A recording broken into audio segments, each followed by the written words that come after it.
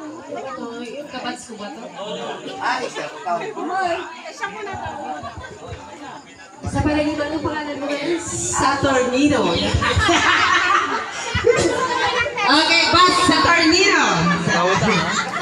Ano nalala ba kita eh? Mag-classmate tayo. Ano yun? 50, 60, 70.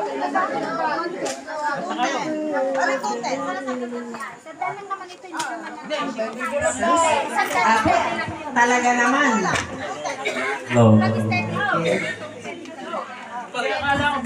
Umalay ka.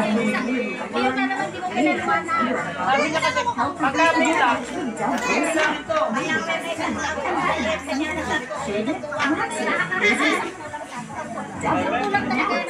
nila rito sa amin.